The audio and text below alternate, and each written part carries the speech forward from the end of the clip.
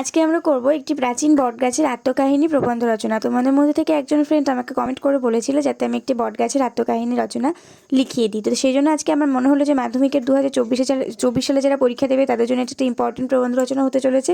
তাই জন্য আজকে আমরা এই রচনাটা সলভ করব। তো রচনাটার হেডিং আমি করে নিয়েছি একটি বটগাছের আত্মকথা বলে রচনাটা শুরু করব। তবে তার আগে অবশ্যই চ্যানেলটিকে সাবস্ক্রাইব করে পাশে থাকা বেল আইকন প্রেস করে দাও আর অল বাটনটা অন করে দিও যাতে আমি ভিডিও আপলোড করার সাথে সাথে তোমাদের কাছে নোটিফিকেশন চলে যায়। আর এর পাশাপাশি ফেসবুক পেজেও আমি বিভিন্ন সাবজেক্টের সাজেশন দিয়ে থাকি। মানে ভৌত বিজ্ঞান ছাড়া অন্যান্য সাবজেক্টের সাজেশন আমি সেখানে দিয়ে থাকি। বিভিন্ন ইম্পর্টেন্ট কোয়েশ্চেন আমি তোমাদের সাথে আলোচনা করে থাকি। তো সেই পেজটার লিঙ্ক আমাদের ডেসক্রিপশন বক্সে দেওয়া আছে এই ভিডিওর। সেই ডেসক্রিপশন বক্সে সেই দেওয়া লিঙ্ক থেকে তোমরা গিয়ে পেজটিকে ফলো করে দিতে পারো। তো চলো বেশি সমালোচনা করে আমরা প্রবন্ধ রচনা শুরু করি। দেখতেই পাচ্ছ আমি এখানে কোটেশন লেখা শুরু করে দিয়েছি। এটা সুকান্ত ভট্টাচার্যের লেখা একটা কোটেশন। বিদীর্ণ করেছি মাটি, দেখেছি আলোর আনাগোনা, শিকড়ে আমার তাই অরণ্যের বিশাল চেতনা। এটা ছিল আমাদের কোটেশন। তো প্রথমে কোটেশন না দিলে রচনাটা ঠিক মনে হয় যে ভালো লাগছে না। তো যিনি এক্সামিনার হবে প্রথমেই এত সুন্দর একটা কোটেশন দেখে প্রথমে তার ইমপ্রেশনটা অনেকটা ভালো হয়ে যাবে। তারপরে আমরা এখানে ভূমিকা স্টার্ট করব। আসলে আমরা এই রচনাতে কি বলবো, এই রচনাতে আমার মানে একটা প্রাচীন বটগাছের হয়ে তোমাকে কথা বলতে হবে। তুমি এরকমভাবে কিন্তু বলতে পারবে না যে অনেকদিন আগে সেখানে একটা বটগাছ ছিল, বটগাছ আমাদেরকে ছায়া দেয়, আমরা বটগাছের থেকে অনেকভাবে উপকার পেতে পারি, এরকম কোনো ব্যাপার নয়। তোমাকে নিজেকে বটগাছের ক্যারেক্টারে নিজেকে রিপ্রেজেন্ট করতে হবে। তোমাকে ভাবতে হবে যে তুমি আসলে একটা বটগাছ। হয়তো তুমি অনেক দিন ধরে একটা জায়গায় দাঁড়িয়ে আছো, তুমি অনেক কিছু কার্যক্রম একসাথে লক্ষ্য করছো। কেউ তোমার নিচে এসে ছায়া গ্রহণ করে, তোমার যে ডালপালা আছে সেখানে অনেক পাখিরা এসে তোমার ডালপালাতে বিশ্রাম নেয় বা বাসা তৈরি করেছে। এই সবগুলো তোমাকে ভালো করে ডিটেলসে বর্ণনা করতে হবে। এর পাশাপাশি যদি তোমার কোনো স্পেশাল অভিজ্ঞতা থাকে সেইগুলো আমাদেরকে বর্ণনা করতে হবে। তো এখানে দেখো আমি ভূমিকা লেখা স্টার্ট করেছি। আর ভূমিকাতে আমরা ঠিক সেইভাবেই বলবো যেভাবে আমি তোমাদেরকে বললাম যে বটগাছ হিসেবে নিজেকে রিপ্রেজেন্ট করতে হবে। আমি দেখো যেরকম এখানে লিখছি, আমি একটি সাধারণ বটগাছ। মানুষের জীবনের দ্বন্দ্ব সংঘাত, নাটকীয় উত্থান পতন তথা বৈচিত্র্য আমার দীর্ঘায়িত জীবনে অনুপস্থিত। তাই আমার গল্প শোনার মতো সময় বা ইচ্ছা কারো হবে না। তাও আজ আমি তোমাদের নিজের গল্প শোনাবো। জানো তো, ইট কাঠ কংক্রিটে তৈরি রুক্ষ শহরের শৌখিন মন্দিরের পাশে প্রায় 100 বছর ধরে আমার অক্ষয় অবস্থান। প্রায় 1 শতকের অসীম পরিবর্তনের সাক্ষী আমি। প্রজন্মান্তরের বহু বিবর্তন দেখেছি নিজে চোখে। ক্ষুদ্র একতলা বাড়িটিকে আমি হয়ে উঠতে দেখলাম বহুতল। আবার কখনো প্রাচীরের ধ্বংসস্তূপের ওপর নবনব মূল্যবোধের সৃজনের সাক্ষী হলাম। আমার নবীন বয়সে বনদেবতার পুজো প্রচলিত ছিল, কিন্তু বর্তমানে পরিবর্তনশীল চিন্তাধারার কারণে প্রচলিত বিশ্বাসের মূলে চির ধরেছে। তাই আর পুষ্পাঞ্জলি নিবেদিত হয় না আমার চরণে। এখন আমার কানে প্রবেশ করে শুধুই আমার ধ্বংসের ক্রূর ষড়যন্ত্র। তো প্রথমে আমরা এমনভাবে ভেবেছি যে বটগাছটা আমি, এবং আমরা বলতে চাইছি যে মানুষের জীবনে যেমন নাটকীয় উত্থান পতন আছে, জীবনের দ্বন্দ্ব সংঘাত আছে, আমার জীবনে সেরকম অত কিছু নেই। শুধু আমাকে এক জায়গায় ঠায় দাঁড়িয়ে থাকতে হয়। আমার গল্প শোনার মতন কারোর ইচ্ছা বা সময় হয় না, তবু আজকে আমি বলছি আমার গল্প। এই কংক্রিটে তৈরি শহরে শৌখিন একটা মন্দির আছে, সেইখানে তার পাশে আমি অবস্থান করছি প্রায় 100 বছর ধরে। আসলেই বটগাছ অনেক দিন বাঁচে, প্রায় 100-150 তো এরা বেঁচেই থাকে। তো এখানে যদি তোমরা প্রবন্ধ রচনাতে বটগাছের বয়সটা 100 বছর দাও তাতে কোনো ভুল হবে না।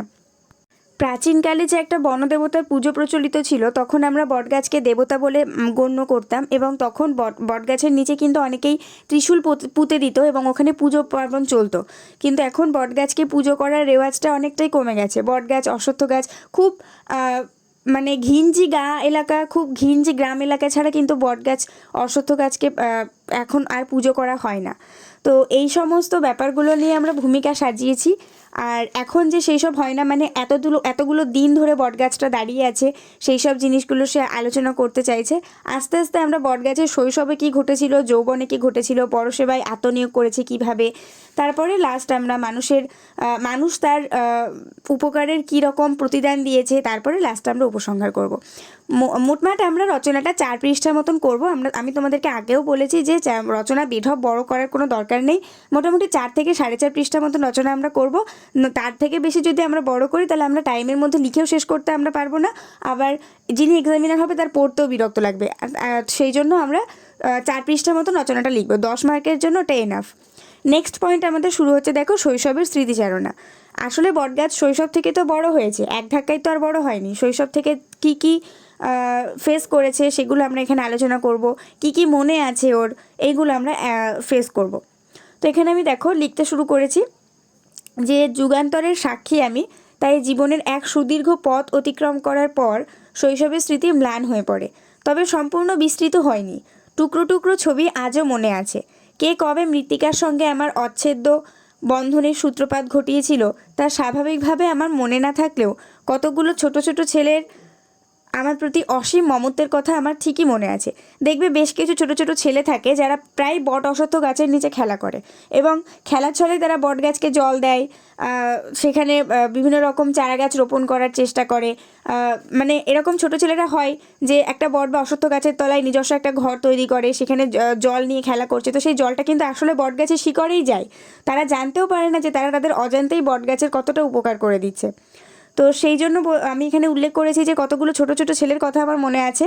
আমার জন্মবৃত্তান্ত আমার মনে না থাকলেও কতগুলো ছোট ছোট ছেলের কথা আমার মনে আছে যারা আমার এই গুড়ির কাছে খেলা করতো এবং আমাকে খেলার ছলে জল দিত। মন্দির প্রাঙ্গণে খেলতে আসা ছেলেগুলো খেলার ছলেই ধুলোর চাদর গায়ে মেখে আমার গোড়ায় জল দিত, আমার পরিচর্যা করত। বটকুলের অবহেলিত বর্ধনের কাহিনীতে আমার শৈশবের ইতিহাস কিছুটা ভিন্নতার সংযোজন ঘটাতে পেরেছে। তাদের আহ্লাদ ভরা স্পর্শে আর ভালোবাসায় কবে যে যৌবনের দোরগোড়ায় পৌঁছে গেলাম তা মনে নেই। কালের অমোঘ নিয়মে তাদের সঙ্গে গড়ে ওঠা এই বন্ধুত্ব অবশ্য চিরস্থায়ী হয়নি, অচিরেই তারা আমার মুক্তাঞ্চল থেকে হারিয়ে যায়। তো যারা ছোটোবেলায় সেখানে খেলাধুলো করতো, বটগাছকে জল দিত, বটগাছের পরিচর্যা করতো, তারা কিন্তু আসলে হারিয়ে যাবে, কারণ একটা নির্দিষ্ট বয়স পর্যন্ত সবাই খেলাধুলা করে, তারপর তো আস্তে আস্তে সেই জায়গাটাতে কেউ যাওয়ার প্রয়োজনই মনে করে না। তারপরে তো সবাই নিজের কাজকর্ম নিয়ে ব্যস্ত হয়ে পড়ে। আবার শেষ বয়সে দেখবে বেশ কয়েকজন বৃদ্ধ মানুষ থাকে যারা বটগাছ অশ্বত্থ গাছের তলায় গোল টেবিল বৈঠক করে গল্প করতে ভালোবাসে, নিজেদের বেশ জোয়ান বয়সের কথা বা কোনো স্মরণীয় ঘটনার কথা। দেখবে বট অশ্বত্থ গাছের তলায় বসলে অনেক কথাই দেখবে আলোচনা হয়ে থাকে সেইখানে।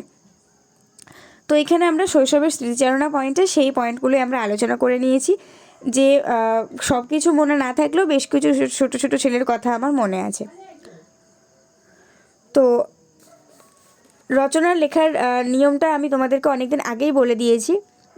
দেখবে এখানে রচনার মধ্যে আমি বেশ সুন্দরভাবে একটা লাইন তৈরি করেছি, মানে আমাদের যে রচনার লেখার যে পাশের যে ফাঁকা জায়গাটা, সেই ফাঁকা জায়গাটা দেখবে সুন্দর লাইন অনুযায়ী হয়ে আসছে। যদি তোমরা রচনা বা প্রবন্ধ লেখার সঠিক কৌশলগুলো না জেনে থাকো, তাহলে কিন্তু একটা রচনা লিখে তোমরা কখনোই ফুল মার্কস অর্জন করতে পারবে না। তো তোমাদের যদি মনে হয় যে রচনা বা প্রবন্ধ লেখার উপর একটা ভিডিও তোমাদের দেখা উচিত, বা কীভাবে রচনা আসলে ভালোভাবে লিখলে আমরা ভালো নাম্বার পেতে পারি, তাহলে তার লিঙ্ক আমার ডিসক্রিপশন বক্সে দেওয়া আছে। এই ভিডিওটা তোমরা গিয়ে দেখে নাও এবং দেখে নাও যে কীভাবে রচনা বা প্রবন্ধ আমরা ভালোভাবে লিখলে 10 নম্বর পেতে পারি। এর পাশাপাশি আরও অনেক ইম্পর্টেন্ট রচনা আমি তোমাদেরকে দিতে থাকবো, যেরকম মাধ্যমিক 2024 সালের জন্য দিতে থাকবো, সেরকম মানে বিগত বছরগুলোতে যে কোয়েশ্চেনগুলো এসেছে সেগুলো আমি তোমাদের সঙ্গে আলোচনা করতে থাকবো, প্লাস যারা ভবিষ্যতে মাধ্যমিক পরীক্ষা দেবে তাদের জন্য দিতে থাকবো। আর এগুলো যে শুধু মাধ্যমিকদের জন্য তা তো নয়, এগুলো উচ্চ মাধ্যমিকদের জন্য ইম্পর্টেন্ট। তো আমাদের নেক্সট পয়েন্ট আমরা কি করব দেখো, নেক্সট পয়েন্ট হচ্ছে অনন্ত যৌবন। যৌবনে মানে শৈশবের ব্যাপারটা আমরা লিখলাম, এবার যৌবনে আমাদের কী কী মানে বটগাছ কী কী দেখেছে সেটা বটগাছ ব্যক্ত করবে। এবার ধরো যখন বটগাছটা প্রায় প্রাপ্তবয়স্ক হয়ে গেছে, অনেকটা ঝুড়ি হয়তো অনেকটা ঝুড়ি নামাচ্ছে নিজের, বা অনেকটা হয়তো ঝোপ হয়ে গেছে, মানে অনেকটা পাতা বিছিয়ে অনেকটা জায়গা আয়ত্ত করে নিয়েছে নিজের জন্য, অনেকটা আয়তনে বেড়েছে। তো তখন বটগাছের নিচে অনেকেই বিশ্রাম নিতে আসছে, অনেকে তার ডালপালাতে পাখিরা বাসা করছে, এইসবগুলো আমরা এখানে ইনক্লুড করব। তো এখানে আমরা লিখব যে আমার শৈশব স্মৃতি ক্ষীণ ও কৈশোর বিরল ঘটনায় ঝাপসা হলেও যৌবনের পল্লবিত স্মৃতি আজও আমার স্মৃতিপটে উজ্জ্বল হয়ে আছে। মনে আছে তখন থেকেই আমার ছায়ায় বিশ্রাম নেওয়ার জন্য খরতাপ গ্রীষ্মের দ্বীপ্রহরে মন্দির প্রাঙ্গণে আশ্রয় নিত পথক্লান্ত পথিকেরা। এখানে একটা জিনিস তোমরা নোটিস করছো কিনা জানি না, আমি বিশ্রাম নেওয়ার কথাটা দুবার লিখে ফেলেছি, মানে আমার ছায়ায় বিশ্রাম নেওয়ার হয়ে গেছে। ওখানে তোমরা একটা বিশ্রাম নেওয়ার কেটে দেবে, দিয়ে তারপরে মানে ওখানে লিখবে আমার ছায়ায় বিশ্রাম নেওয়ার জন্য খরতাপ গ্রীষ্মের দ্বীপ্রহরে মন্দির প্রাঙ্গণে আশ্রয় নিত পথক্লান্ত পথিকেরা। যৌবনের প্রাণোচ্ছলতায় পূর্ণ হয়ে শাখা প্রশাখার বিস্তার ঘটিয়ে বেশ কিছু ঝুড়ির সম্প্রসারণ ঘটিয়েছিলাম মৃত্তিকা জননীর সাথে পুনরায় নিজেকে একাত্ম করে দেওয়ার বাসনায়। ক্রমে ক্রমে ঝুড়ির বিস্তার ঘটিয়ে মহিরুহে পরিণত হয়েছি, ধীরে ধীরে লাভ করেছি জলদগম্ভীর এক দেহ ও সত্তা। এখানে একটু ভালো ভাষা দিয়ে লিখতে হবে, ঠিক আছে? তো মানে যতটা পারবে নিজস্ব ভাষাতে বানিয়ে লেখার চেষ্টা করবে। অবশ্যই আমি বলবো যে মুখস্থ না করে নিজে বানিয়ে লেখার চেষ্টা করলে দেখবে নাম্বারটা বেশি পাওয়া যায়। যত নিজে মাধ্যমিকে নিজে যত বানিয়ে লিখবে তত বেশি এক্সামিনার ইমপ্রেসড হবেন এবং নাম্বারটা ভালো দেবেন। তবে একটু চেষ্টা করবে যেন ভাষাটা যেন উৎকৃষ্ট হয়, আর সেন্টেন্সটা যেন একদম ঠিকঠাক থাকে। সেন্টেন্স যদি উল্টোপাল্টা হয়ে যায়, তুমি যদি আসলে বোঝাতেই না পারো যে তুমি কি আসলে ব্যক্ত করতে চাইছো, তাহলে কিন্তু নাম্বার অনেকটাই কমে যাবে। প্রবন্ধ রচনা যেহেতু 10 মার্ক থাকে, এটা কিন্তু আমাদের পরীক্ষার নাম্বার তোলার জন্য অনেকটা গুরুত্বপূর্ণ একটা জায়গা। সেই জন্য প্রবন্ধ রচনাতে যাতে আমরা ফুল মার্কস অর্জন করতে পারি, সেই দিকে আমাদেরকে পূর্ণ লক্ষ্য দিতে হবে এবং সমস্ত রকম ইম্পর্টেন্ট রচনাগুলো আমাদেরকে প্র্যাকটিস করে যেতে হবে। নেক্সট পয়েন্ট আমরা লিখব পরসেবায় আত্মনিয়োগ। আসলেই বটগাছ এত বছর যখন বাঁচে তখন নিশ্চয়ই তার এই সমাজের প্রতি, এই পরিবেশের প্রতি কিছু না কিছু অনুদান থেকেই যায়, আর একটা হিউজ পরিমাণ অনুদান থেকেই যায়। কারণ আমরা সবাই জানি যে গাছ কার্বন ডাইঅক্সাইড ছাড়তে পারে আর অক্সিজেন গ্রহণ করতে পারে, অক্সিজেন ছাড়তে পারে আর কার্বন ডাইঅক্সাইড গ্রহণ করতে পারে। তো এখানে কিন্তু আমাদের অক্সিজেন তৈরির ক্ষেত্রে গাছের একটা বৃহত্তর ভূমিকা থেকেই যায়। প্লাস বটগাছ থেকে আমরা জ্বালানি পেয়ে থাকি, অনেক পশু পাখি এখানে আবাসস্থল বানিয়ে বসবাস করতে পারে। বটগাছের ছায়ায় আমরা ক্লান্ত পথিকেরা নিজেদের ক্লান্তি দূর করতে পারি। অনেক কিছু বটগাছ থেকে আমরা উপকার পেয়ে থাকি। তো বটগাছ কিন্তু আদতেই নিজের গোটা জন্মটাই পরসেবায় আত্মনিয়োগ করে দেয়। কিভাবে পরসেবায় আত্মনিয়োগ করে দেয়, আর সেটা আমরা প্রবন্ধ রচনার পয়েন্টের মধ্যে ইনক্লুড করব। এখানে দেখো আমি লিখে নিয়েছি, বৃক্ষ জীবনের দায় দায়িত্ব পালন করে আমি কখনোই দুঃখী নই। তাই আমার সুবিশাল ছায়ায় প্রশান্তি লাভ করে কত ক্লান্ত পথিক, মন্দিরে আগত দেব শরণার্থী। শুধু তাই নয়, গ্রীষ্মের দাবদাহে আমি কত চতুষ্পদীর প্রশান্তি লাভের একমাত্র ক্ষেত্র হয়ে উঠতে পেরেছি। চতুষ্পদী বলতে এখানে আমি 4 পায়ে হাঁটা প্রাণীদেরকে বুঝিয়েছি, যেমন কুকুর, বিড়াল, গরু, বাছুর, এই রকম কত নাম না জানা। এখানে দেখো আমি একটা ভুল করে ফেলেছি, পাখি আবার পাখিরা, আমি এটা দুবার লিখে ফেলেছি। তো এখানে হবে পাখিরা, ঠিক আছে? কত নাম না জানা পাখিরা উড়ে আসে আমার ডালে। আসলে আমি যখন ভিডিওটা শ্যুট করেছি তখন তো আমি কোনো ভয়েস দিইনি, ভয়েসটা তো আমি পরে দিচ্ছি। তো যখন আমি ভিডিওটা শ্যুট করেছি তখন আমি নিজের মন থেকে বানিয়ে বানিয়ে লিখেছি। তো বানিয়ে লিখতে গিয়ে একই ওয়ার্ড আমি দুবার করে লিখে ফেলেছি অনেক জায়গাতেই। তো তার জন্য তোমাদের হয়তো ইন্টারাপশন হচ্ছে, কিন্তু তার জন্য আমি একটু সরি, বাট এখানে আমি বলে দিচ্ছি দেখো যে ওটা পাখিরা হবে, দুবার আমি লিখে ফেলেছি। তো এখানে দেখো লিখেছে যে কেউ বাসা বাঁধে আমার বাহুমূলে, কেউ বা আমার পাকা ফলে উদরপূর্তি ঘটিয়ে কিংবা কিঞ্চিত বিশ্রাম নিয়ে পাড়ি জমায় অন্য কোনো দেশে। আমার পাতাও মানুষের কাজে লাগে। অনেক সময় আমি অঙ্গহানির বেদনা নীরবে সহ্য করেছি শুধুমাত্র মানবকুলের মনোরঞ্জনের জন্য। এরকম কথা কেন বলা হয়েছে? বেশ কিছু ধরনের মানুষজন আছে, দেখবে বট গাছে বা যে কোনো গাছেই যাবে, মানে গাছের কাছে গিয়ে তার পাতা, মানে কোনো কাজই নেই, হয়তো অন্য একজনের সাথে কোনো ইম্পর্টেন্ট বিষয়ে কথা বলতে বলতে দেখবে গাছের পাতা ছিঁড়ছে। তো আমরা এটা কখনো চিন্তা করে দেখি না, হয়তো গাছটার কষ্ট হতে পারে, তাই না? দেখবে গাছের পাতা ছিঁড়ছে। তো সেই জন্যই বলা হচ্ছে যে শুধুমাত্র মানুষের মনোরঞ্জন করার জন্য। ওই পাতাটা ছিঁড়ে কিন্তু কোনো কাজ নেই, পাতাটা ছিঁড়বে শুধুমাত্র নিজের মনোরঞ্জন করার জন্য। তো সেটাই বলছে যে আমি নিজের অঙ্গহানির যন্ত্রণাটা আমি সহ্য করেছি শুধুমাত্র মানবকুলের মনোরঞ্জনের জন্য। নেক্সট পয়েন্ট হচ্ছে মানুষের কৃতজ্ঞতা। কৃতজ্ঞতা নয় কি, মানে কৃতজ্ঞতা নয় কিন্তু কৃতজ্ঞতা, কয়রি তক ঘয়দন্ত নয় তয়কার। কারণ এখানে মানুষের অকৃতজ্ঞতাকে আমরা হাইলাইট করে ফুটিয়ে তুলতে চলেছি। তো এখানে আমরা কীরকম লিখব? নিজের সকল দুঃখ বেদনা ভুলে নির্নিমেষে আমি আমার পৃথ্বী জননীর কনিষ্ঠতম সন্তানদের সেবায় আত্মনিয়োগ করেছি।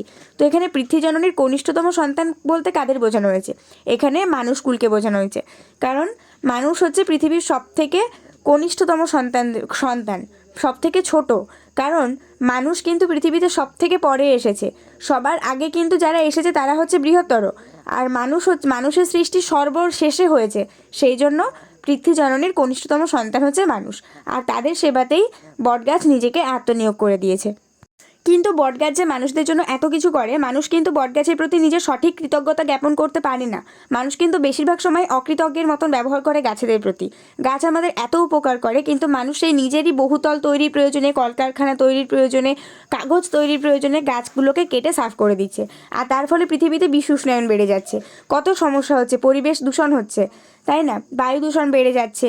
তো সেখানেই বটগাছ বলছে যে মাঝে মধ্যে মানুষের অকৃতজ্ঞতা আমায় চমকিত করে, যে আমি নিজেকে উজাড় করে দিয়েছি তাদেরই সেবায়, সেই তারাই আমার ওপরে তাদের কুঠারাঘাত করতে চেয়েছে বারবার।